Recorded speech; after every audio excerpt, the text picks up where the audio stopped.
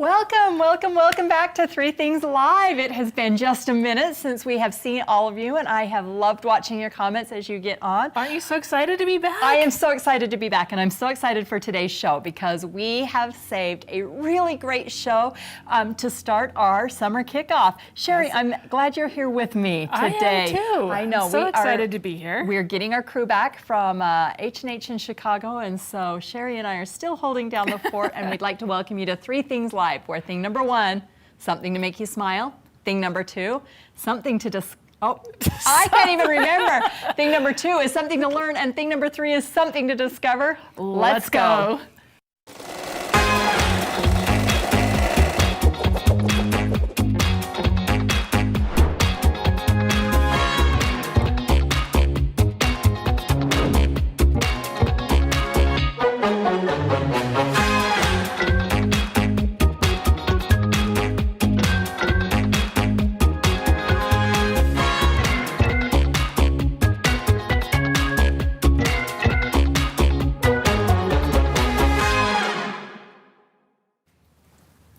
Welcome back to Three Things Live. It has been just a minute. We are so excited to have all of you back. We took a little reset, refresher. We sent Chris on vacation. She's on her way back, and we are actually holding down the fort. Three Things Live today is so fun. I have Cheri with me in the house, and we are starting a little bit late, a new month. So I want to start off with wishing everybody what I deemed Happy Women's Day on Friday. You know, for all of you out there that are women and make the world go round. I hope everybody had a really great weekend. I hope it was happy and guilt-free. Yes. Let that go. Yes, let that go. All right, but we are so excited today because we have a special guest in the house that we will introduce in thing number two. But we always like to start our new Stitch Your Story month off with just a little bit of recollection and sharing of some of the stories that touched our hearts every single week. And they are so great every time. You guys are killing it. I know. You guys are doing so great. If you haven't jumped on Stitch Your Story, or if you're wondering what Stitch Your Story, it's just a little challenge that we put out at the beginning of the year. It's never too late to start. Is just join in creating a little bit of history for your generations, your heritage that is coming, and stitching your story. We understand not all stories are great. Not all of us need to reminisce, but your story can start today. And so stitch your story today, or just think about, but one of the things is something that we all remember, and we're going to talk about that in thing number two. But until then, we want to share. And our first block that we want to share is a block that was submitted to us by Cheryl Campbell. It's Cheryl, so fun. It is so fun. Cheryl, I love this take on Stitch Your Story. So what this is these are her legacy blocks. And these represent herself, her grandmother, her mother, 4 generations of women that have led to her becoming what she deemed a maker. And by maker, it is a creator, somebody that is just really making the world a better place. Yeah. And so each of these blocks represents something. So we're going to leave those up for just a second while we go through. So they all crochet. And these are granny squares. Nice. And each of the women in the 4 generations have created one of these Afghans that they passed down. But also, by maker, one of these blocks represents African violets, which 3 of the 4 women have raised. And that is quite a feat. My mom is a gardener, and I do not have that green thumb. But to keep those African violets alive, so one of those. The top left square is for her granny, who wore calico bonnets. And that was not that long ago. I love the tie-ins to this. I know, isn't this so great? So fantastic. And then also her granny quilted even when she was losing her eyesight. And this really touched me. So here, let me cry again to do this. But she said that sometimes the seams would get missed because her granny could not see those. And she's like, they just do not wash those quilts, but they mean so much, and no one ever told her. So absolutely fantastic. The bottom right is for her daughter, and the Appalachian roots in Ireland. So quite a legacy that she has left those. So Cheryl Campbell, thank you so much for sharing your block with us, and thank you for the legacy that you are leaving, and thank you for those stories, because those are the stories that are going to be missed if somebody does not write those down. It's such a fantastic, I mean, you wouldn't look at that and think that, but to tie all of that together is so fantastic, and it brings so much meaning to the blocks and to your quilt to have that story to go with it. So. Absolutely. So all right, fantastic. Okay, Cheri, the next one is Bobby Dickerson, and she has her block. It's her January block from Stitch Your Story. Represents her grandma, which I think a lot of us go back to that grandma. But her home was full of love to all who entered, and so that's the little heart over the door.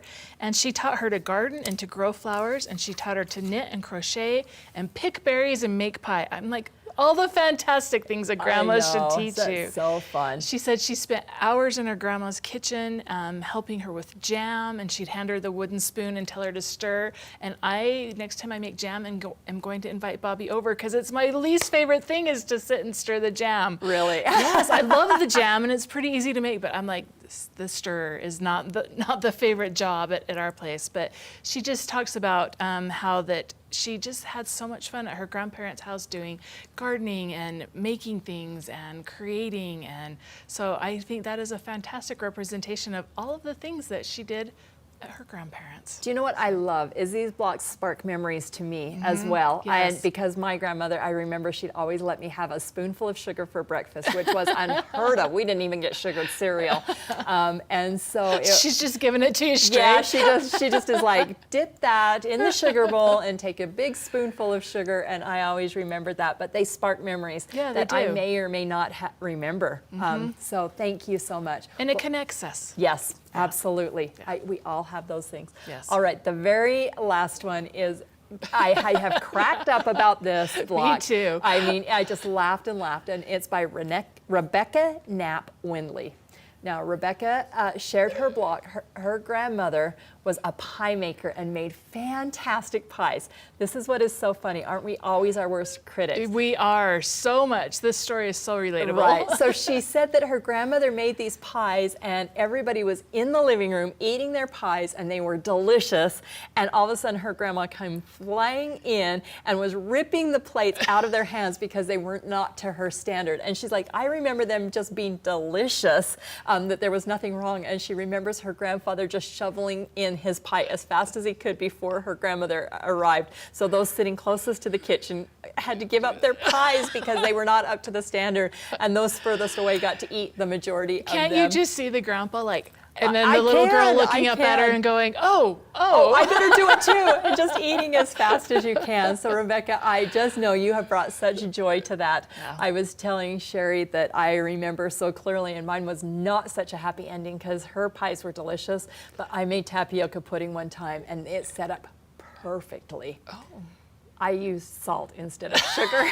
And you should have seen everybody's face when they took a big bite of that. So I can imagine they were giving it back instead and you having to take it. I can imagine Rebecca's grandmother's horror when she realized that those pies were not what she wanted. So we just want to give a shout out. Keep sharing your stories, keep sharing your legacy, keep making your blocks, Stitch Your Story. You can find not necessarily the rules, there are no rules, but maybe the guidelines, and also a schedule of the months of what we are doing, along with a downloadable journey on our website under new releases, or as seen on 3 Things Live. It's the Stitch Your Story, and we just want everyone to just jump on, and maybe stitching your story is not your jam. Did you get that right there? She's here all day. But maybe there's something else. But be sure to share your stories and your legacy, and we love when you share them with us. Yeah. And not all stories are happy. You had a beautiful story about your dad that brought tears. There have been a lot of emotions with this, and I think we're afraid to feel those emotions sometimes. But I think it's good. I think it's good to process them a little bit. So thank you so much. Well, I cannot wait to get to our second thing, which is our Learn, because we have Liz Powell in the house with us, who is an interior designer, because our Stitch Your Story theme for the month of May is all about home. And so you just wait until you meet her and the things she shares. We're so excited. So we'll be right back after this with our friend Liz Powell. First thing we're gonna do is we're gonna actually make that petal block. We're gonna sew on. We're gonna sew directly on the line. Yep, these are gonna be our sew line. Right. So we're doing 1/4 inch from the seam line. From the seam line, yep. So we've got this part of the flying geese. Now we're gonna put our dark yellow blocks right on top, but we're going to put the diagonal the other direction. Straight down that line. And then you're gonna do the same thing my gosh. with that one. It was super easy. It's actually really simple. Okay, Yeah. so we're gonna do it one more time for the stem, and we're gonna do something funny with this too. So if you take a look, you can see this is on one side and this is on the other side, and the line is going in that opposite direction. When we do another 1/4 inch, so the stem meets up and you have this nice little meet, and you don't have a weird point there.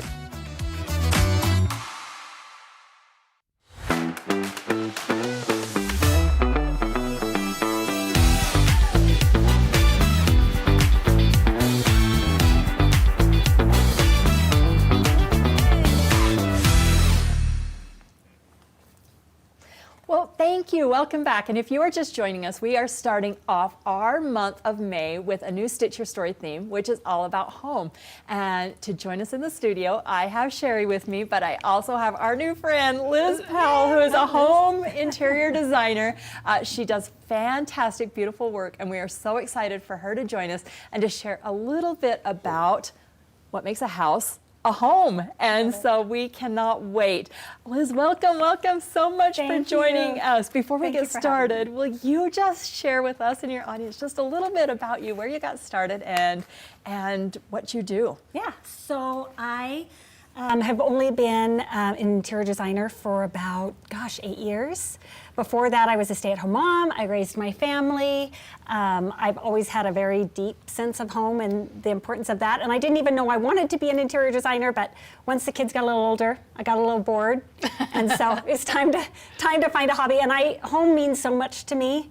It's just where, the good, the bad, everything important to us happens. And so I just wanted to help people kind of create that. And now my husband quit his job, so he gets to work with me. And okay, I have two questions. The first question is, how is that working out, working with your husband full time?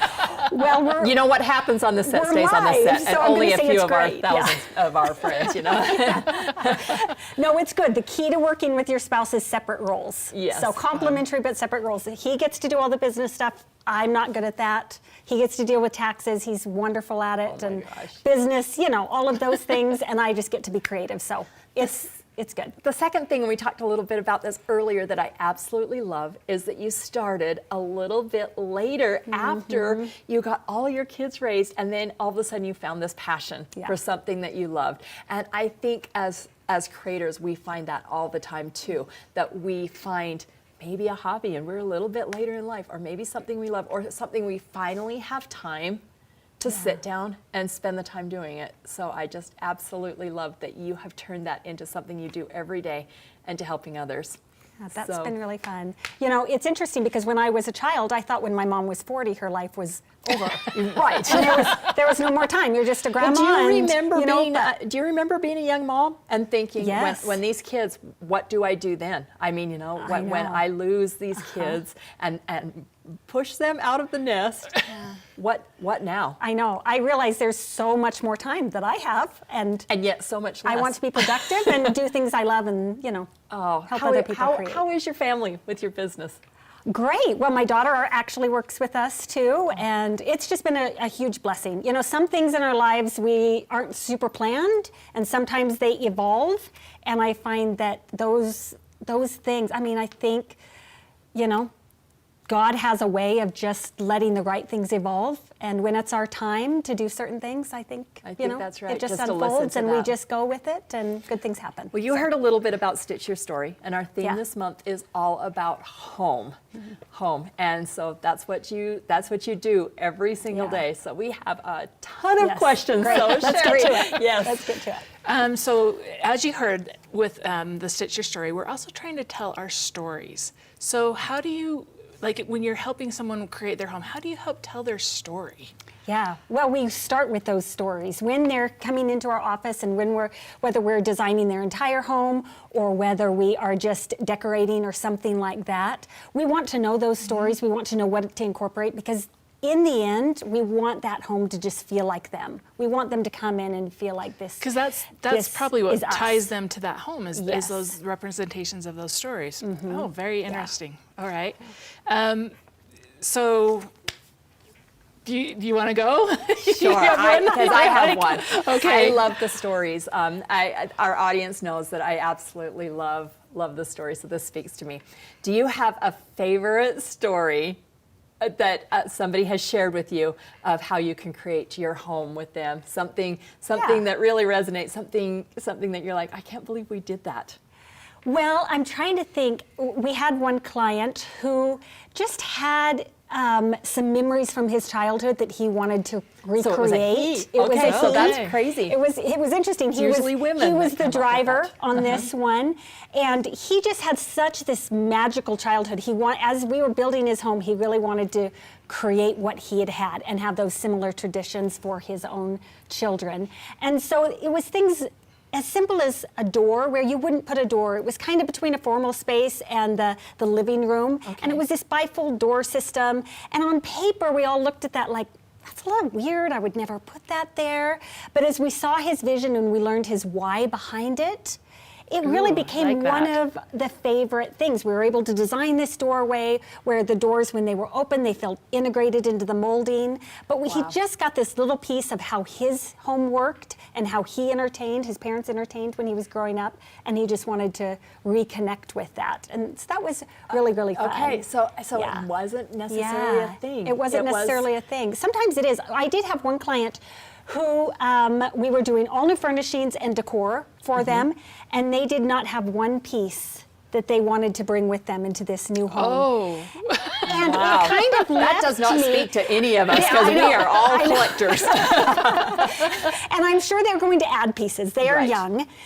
But it was a little bit of a sad feeling, because I felt like, while this house is really pretty, there's no soul in it. And I think those pieces that are meaningful to us, that's what gives our home that soul, that feeling that we love and that we feel comfortable there and we feel like it's our home. Right. So, I love that. That is the soul that you bring in. Well, and even like the blocks we were looking at, where there were representations of like through the fabrics, we had like the flowered fabrics to remember Grandma's garden and stuff like that. Is that play a part in the design? Oh, for sure it does. Absolutely. I mean, and when we're designing a home, we're typically designing it from the ground up, but we want to know all of those things, because those colors, those things you want to put in your home, those are so important. So collections, we love it if people have collections of things that we can use throughout the home. See, I would think you'd be like, no, I want to buy it all. I want to go fresh. I want to be new. But I'm like, that's interesting, because I think sometimes that's the conception is like, oh, I'm just going to turn it over to you. Sure.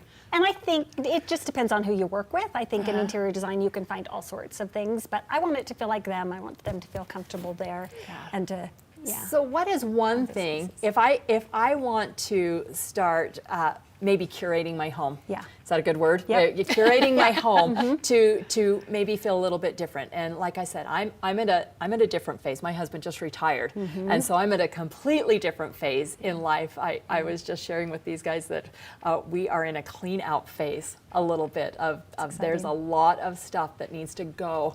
But if I want to do that, what is one thing I can do to start maybe integrating and curating my home so that it feels a little more homey in my second phase of life? Well, I think it's spending time really trying to understand what is meaningful to you and what is just the extra stuff. Because over time, we just collect and, we have lots of things maybe from our past or that we found along the way that we love. But not all of that deserves a place, and sometimes it just distracts from it. So editing down to things that we really, really love, and then a trick I found, like my grandmother, she collected elephants. And she probably had 3,000 elephants. They were all over her house. And it was wonderful, but they were everywhere. It was a lot. If she were my client today, I would have her edit those pieces down to a space. So maybe she has a book in or a book case or something. Maybe we're going to put them all together, and then it feels like a collection. Your house is not overrun with everything. Okay. So sometimes editing those collections, putting them all together, makes them feel more intentional, and you can actually enjoy them more. Yeah, you are talking to women that have a fabric stash, and that is A, music, and B, scary, all at one time. I mean, when you're like, you want me to give up. So, Yeah. so what are some ways that we could? You talked about bookcases, but what are some ways we could get rid of but still maintain that legacy and history and all of those things? Because sometimes things are really scary. I remember handing off my kids' artwork that I have saved for years and years and years, and hoping that they would save it and cherish it as much, and they don't, Yeah. and then you're like, what, you threw that away? I know. I carried that around with me for 18 years of your life, and you just threw that away. Yeah. So how do we let go of that? I mean, what is a great way? I think that's tricky. It's hard for everybody, I think. I think if we can pass them on to our loved ones, if there are pieces that they can enjoy and we can start letting that legacy continue past us, I think those are great. But again, it's just really about what's the most meaningful, what is just extra, and what do I really, really want to hold on to. We need 3 bins. Yeah. 3 bins. Right? Keep, I need 3 dumpsters, donate, right? Yes. So I'm kind of in a different phase than Allison. My mom just passed away in August, and so I've inherited not only a lot of her treasures, but also some of those family treasures. And I'm looking at them and I'm going, I don't exactly know what they are anymore. Yeah. But there's part of me that wants to keep some of them, and there's part of me that wants to let some of that guilt go and let some of those things go. But how do you differentiate? Like, how do you know where to start? Because I really need some help. Well, I think sometimes it's just about time. Sometimes time just needs to pass a little bit, and it's okay to hang on to some things, I think, for a while and just say, you know what, I'm just going to sit with this. I'm going to think about it. I'm going to see how I feel. Maybe a child is going to leave and I'm going to have an opportunity to put this in that room or repurpose it in a different way.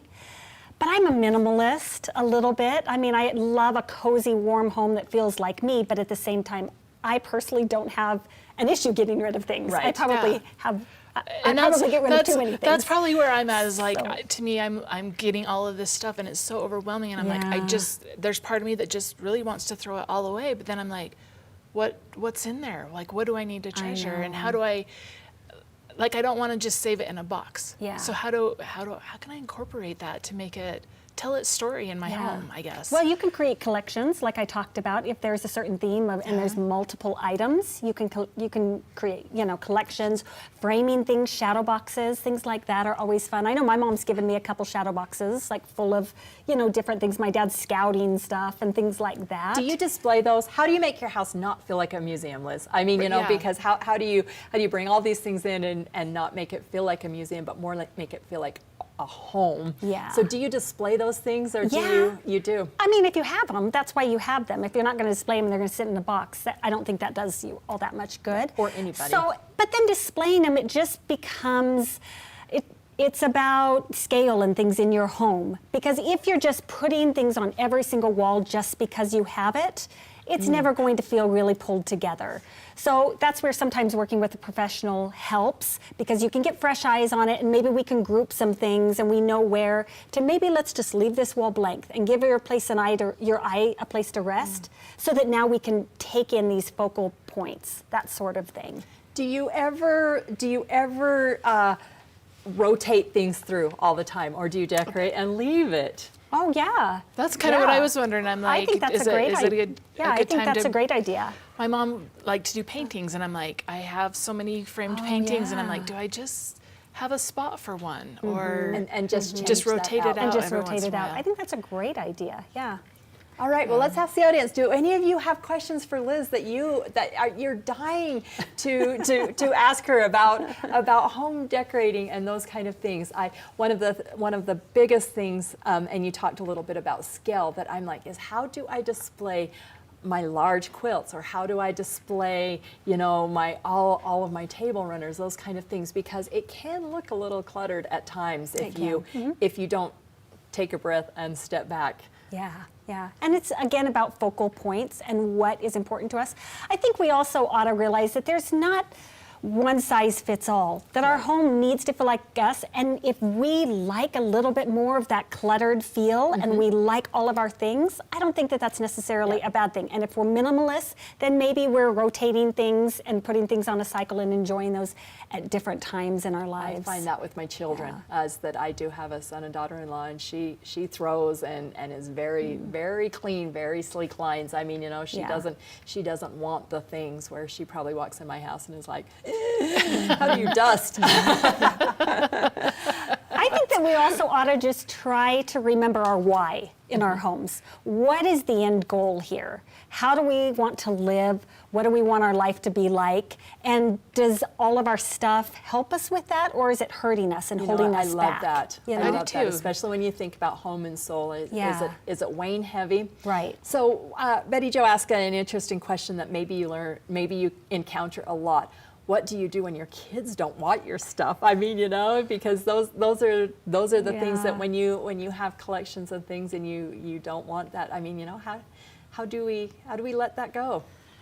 That's hard. I mean, I'm in that situation right now where I have parents and in-laws who we don't want their stuff. We just don't have place for it. And that is hard, and those feelings can be really tender there. Right. So that is really hard. I think the giver needs to realize that everyone's having their personal choice and creating their home that they feel comfortable in. And we had a really interesting situation. We were in the process. We had sold a home and we were building a new home. So we had about 6 months where we actually needed to rent a place, and we moved into a home where the lady had built it with her husband, and then they had both passed away.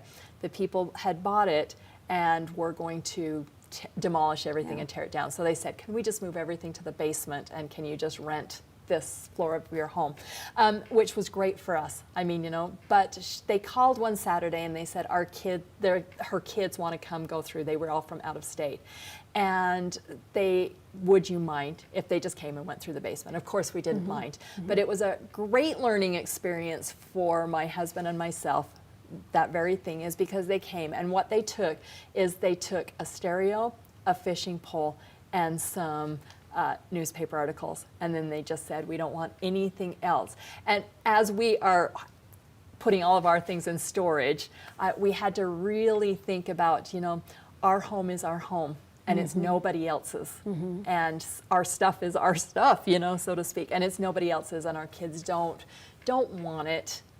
Because they're so busy collecting for themselves. Well, and I think that we want things that have meaning to us, right. that we remember, that have nostalgia, that have, you know, a memory behind them. And so sometimes getting great grandma's chest and you didn't know her and you don't have that emotional connection maybe as much, maybe that's not the item you want, but you want those items, you know. You want the stories, and that's why we are doing Stitch Your Story, is because we're saying, stitch a small block with all these memories, but then write it down. Yes. Because what they want is they want the memories. That's true. Yeah. More than the things. Well, and maybe even those things that you want your children to have, it's time to take a picture of them and tell them the story, because then it may mean more to them when you pass along or whatever, if you're, you know, needing to move. Because I think that that's something I'm running into too, is like, I don't know the stories anymore. And so in some ways it's easier to get rid of it, because I'm like, I just don't know who this belonged to or what they did with it or why does this have special meaning. And so that's an important part. There may also be a situation where other people who aren't your family may appreciate those items as well, especially if it comes with a story. So whether you're selling or you're gifting it to someone and telling them that story. I know a person firsthand who has several things that she got from a lady she didn't know, and she treasures them because of the story behind them and the history behind them. That's so great. So maybe it's not our family who's going to appreciate them the most. You know, maybe it's that's somebody absolutely else. fantastic. Well, as a new client to you, if I were coming to you, how would you have me gather those things together? Well, if they're physical items, yes, I just want to see all of that.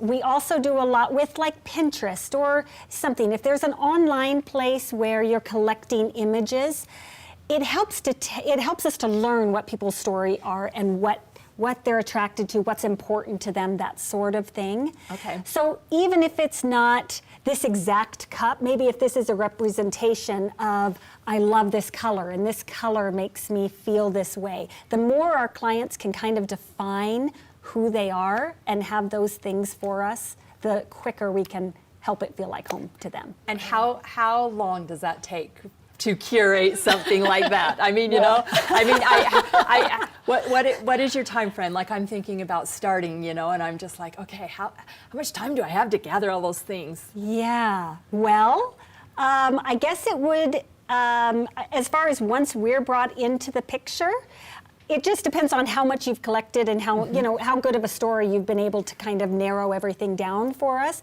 Typically, we meet with clients once or twice and we feel like, okay, we have a good feel, they've shown us enough, we know where to take it kind of to that next step.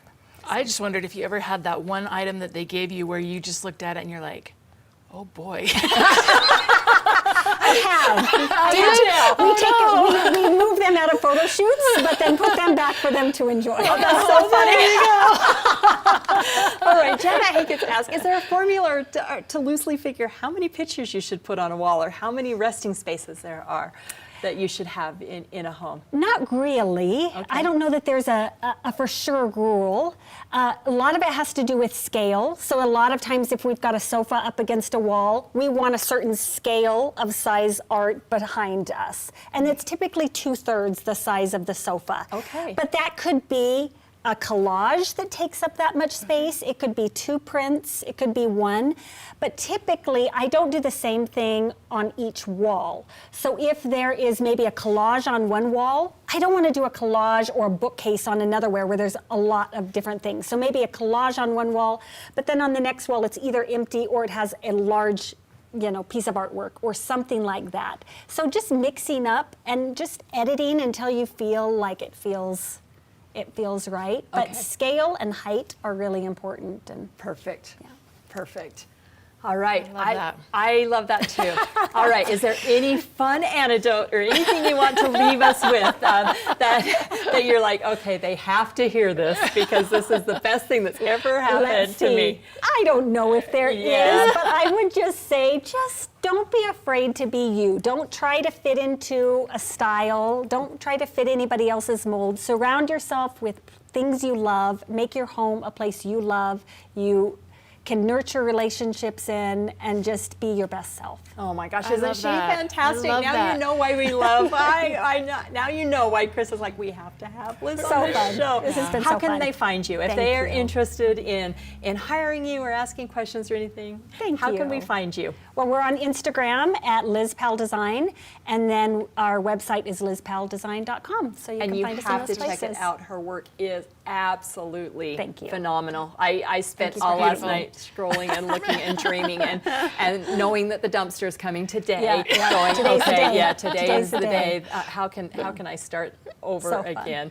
Well, thank you so much, Liz. Thank you Thank for you for having joining me. us. And thank you so much for sharing how to make your house a home. We're so excited for you guys to jump on the May bandwagon and kind of be thinking, and you know, home isn't necessarily where you live. Home sometimes is a state of mind. So, Yeah. so thank you for being with us today. It was Thank so you. It was a nice pleasure. to meet you. Well, we have a little bit of a discover because we want to talk about Stitch Your Story and the Block of the Month. So we will see you in just a minute. Hi, it's Chris from My Girlfriend's Quilt Shop, and I'm here to ask, have you started your Stitch Your Story blocks yet? If you're wondering what exactly is Stitch Your Story, let me share a few ideas with you. It is actually a movement that we are doing here in the year 2025. It is the stories of those who came before us that ultimately help us understand who we are as human beings. We're asking you to create a personal 12.5-inch unfinished quilt block each month. And it's according to a theme. And we're going to give you different ideas throughout the year on what the theme is and what techniques you could possibly do, because really there's no right or wrong way to do it. It is all up to you and your own creativity. Today, my legend is a true legend. So Yes. I'm really excited. There's no rules. We want you to have fun and try different techniques throughout the year. Of course, we gotta legs have can kick. major 3D dimension going on. It's even better than a picture, right? All your questions could be answered by watching 3 Themes live every month. That is going to be your go-to resource for everything Stitch Your Story. As you guys share your stories with us, I've learned a little bit more about different people. We want to celebrate your progress, so please, by all means, share with us your pictures, your stories, and you can do so by using the hashtag StitchYourStory2025 and hashtag MyGirlfriend'sQuiltShop so that we can follow along on your journey to a complete quilt by the end of the year.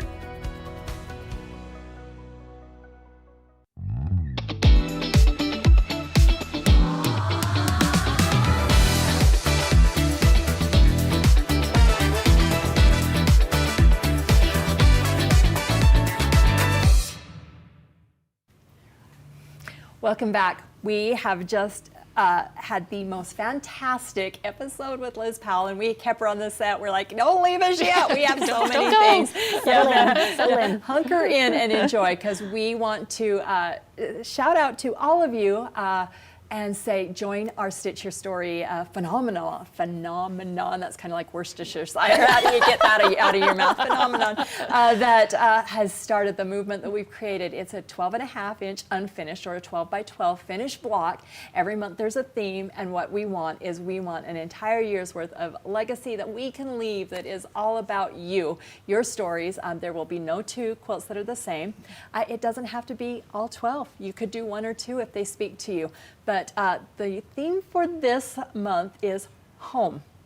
This has been a hard one for me. This has been a hard one for me too, and I said that last month. I said, okay, I wasn't really sure, but home was a little bit harder, and I really had to think outside the box. So all of this week, so the next 2 days, Cheri and I are on tomorrow with Chris, and then the next day we also have a different take on what does home mean to you. And home may not be a building. Nope. Home might be a It is not a building. Yeah, Cheri's is not a building, and so you need to tune in. But what we are asking for you is, if today maybe your home hasn't been in the United States. So if you have photos of maybe a quilt or a wall hanging or something, Or that one you of those have made mementos you've bought even. from around the world, we are wondering if you would send that in today so we can feature those tomorrow, because lots of our experiences actually identify how we create our space around us. And sometimes that comes from a different place in the world, and they have beautiful, beautiful ways of displaying. Yeah, and their we're mainly fabrics looking and for like textiles, so something in the fabric line of something, like maybe a quilt or a table runner. And maybe or it's something not like a that. place that you have lived, but somebody has shared something with you, or maybe it's your legacy and something they have brought back. Yeah. And Liz, I'm sure that you have seen that in your decorating. Oh, yeah. You know, that they have incorporated their heritage. Yeah, or we'll find a way something. to kind of collect things that are important to us like that. Yeah. So that's so Yeah, fun. so be sure to share those today and first thing in the morning so that we can do that. And join in on Stitch Your Story, because I know tomorrow, Cheri, you're going to share I'm gonna share what home means home to you. is. And then on Wednesday, I'm going to share what home means to me. And so we're really excited. So, yep. So if you're sharing those, will you share it with the hashtag Stitch Your Story 2025? Yes, And share that then we on can the find Friends that. of My Girlfriend's Quilt Shop page. Shelley says, Stitch Your Story is the best therapy ever made. She loves the project so much because it kind of makes her reflect and dig just a little bit deeper. Yep, she is nailing that, because I have found that to be true. As we've talked about it, we've all said the same thing. It really is kind of like what defines that to me. So. And not only that is the things that we have learned, because I can't wait on Wednesday to share a portion of my story that I did not know, that I learned while we were doing it, and it really is fun. So, all right, thank you so much for joining us. We are so glad to be back after our break. Once again, we'd like to thank Liz, and thank you for Cheri for being with me. Yes. I mean, we've had 2 fun weeks, haven't we? We went to lunch, guys. All right, we're getting Whoops, I wasn't supposed to say that, We're right? getting everybody back from Chicago. They're flying in today, so yep, we are so excited. So we will see you tomorrow. Yep.